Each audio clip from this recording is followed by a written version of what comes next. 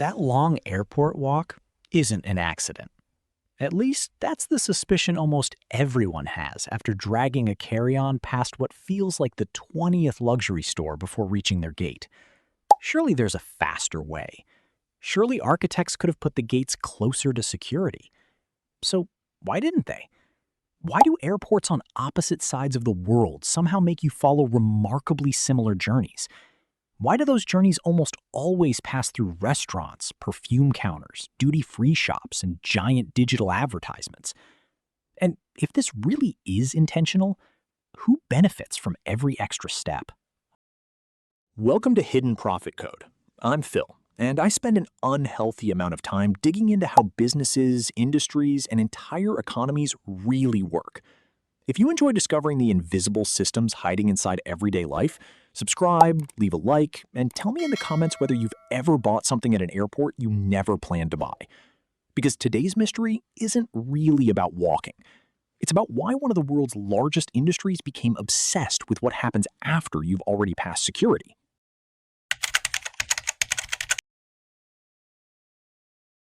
Imagine you're holding a boarding pass. It's just a small piece of paper or maybe a QR code on your phone. To you, it means one thing. You're going on a trip. To the airport, it means something completely different. It says you've already committed. You're not turning around. You're not driving somewhere else. You're staying inside this building until your plane leaves. That tiny boarding pass quietly transforms your value. But let's not jump ahead. The obvious explanation is simple. Airports make you walk because they want you to see more stores. Case closed. Except it isn't.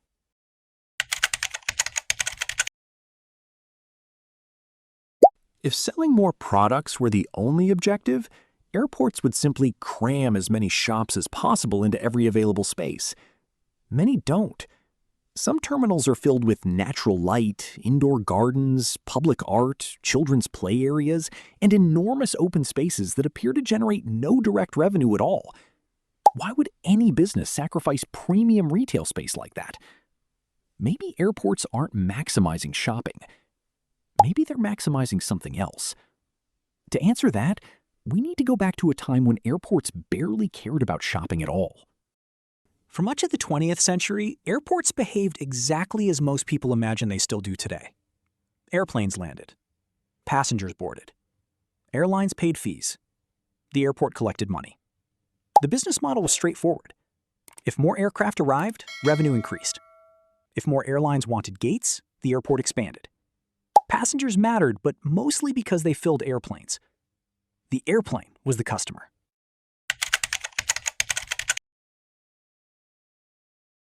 Then something changed.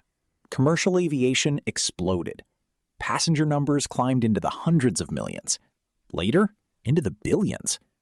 According to the International Air Transport Association, global passenger traffic exceeded 4.5 billion journeys annually before the pandemic. Serving that many travelers required enormous investments.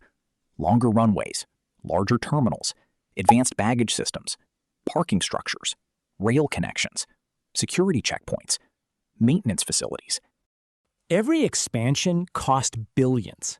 At the same time, governments and regulators became increasingly reluctant to let airports recover all those costs simply by charging airlines more. Higher airport fees eventually become higher ticket prices. Higher ticket prices discourage travel. Fewer travelers hurt local economies. Suddenly, airports faced an uncomfortable question. If airlines couldn't pay significantly more, who would? That question quietly reshaped airport economics around the world.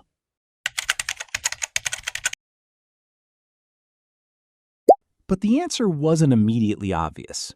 One idea was parking. Another was advertising. Then came hotels, conference centers, office space, warehouses, cargo facilities, restaurants, luxury retail, duty-free shopping. Bit by bit, airports stopped thinking of themselves as transportation infrastructure. They started thinking like diversified businesses. The runway remained essential, but it was no longer the whole business. Here's where most explanations stop. They tell you airports make money from shopping. That's true.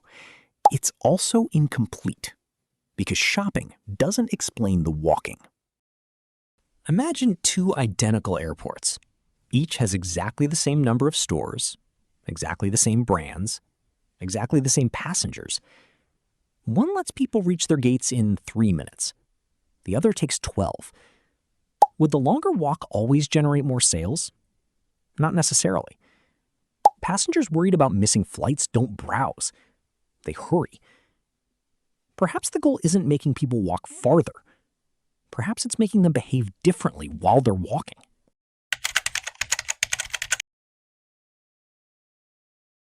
Researchers have spent decades studying something called dwell time. Not simply how long people stay somewhere, but what they do while they're there. A traveler sitting nervously outside the gate for 40 minutes behaves differently from one confidently exploring the terminal. One watches the clock, the other notices opportunities. The difference isn't time, it's certainty. People weren't buying souvenirs. They were buying peace of mind first. Only after they felt safe did they start buying everything else. That insight began influencing airport design in subtle ways. Notice what often happens after security. You emerge into a bright, open commercial space. The ceiling rises. Natural light increases. Digital departure boards are easy to spot. Stress first decreases. Spending becomes possible. The architecture isn't guiding your feet. It's guiding your emotions.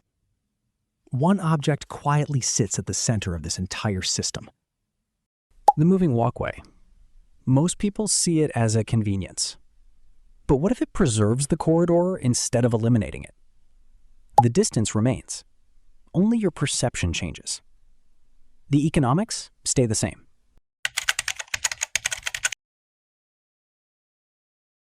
It seems we've solved the mystery. Airports simply use psychology to encourage spending. Reasonable, convincing, and still incomplete. Because if passenger spending were the real prize, airlines would never have allowed airports to control it. After you step through security, you still think you're in the airlines world. Economically, you've entered the airports. The airline sells you the seat. The airport monetizes everything that happens before you occupy it. As airports around the world became privatized, operators such as Heathrow Airport Holdings and Fraport increasingly relied on commercial revenue instead of aviation fees alone. According to Airports Council International, non-aeronautical businesses, including retail, parking, food, advertising, lounges, and real estate, now account for roughly 40 to 60% of revenue at many major airports. The moving walkway isn't there because architects forgot how to draw straight lines. It's there because the journey itself has economic value.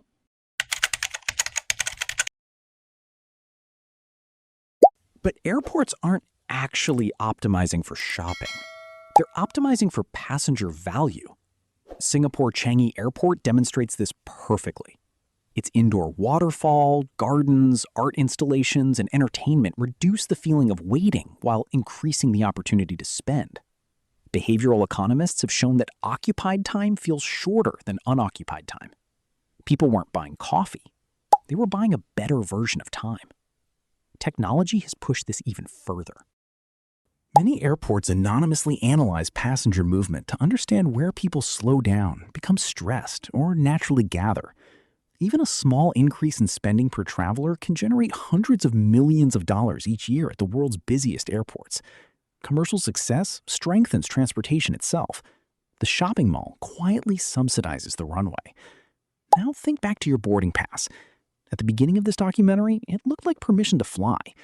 Now it represents your entry into one of the world's most sophisticated commercial ecosystems.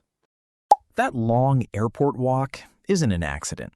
Not because someone wanted to make your vacation more exhausting, but because modern airports discovered that the most valuable part of air travel isn't always the flight. It's everything that happens before it. And once you recognize that pattern, you'll begin seeing the same invisible economics everywhere. So the next time you're gliding along a moving walkway toward gate B27, ask yourself this: are you simply crossing an airport, or are you moving through a business designed to turn your time into value? If you enjoy uncovering the hidden systems shaping everyday life, subscribe to Hidden Profit Code, because the next ordinary thing we investigate may not be ordinary at all.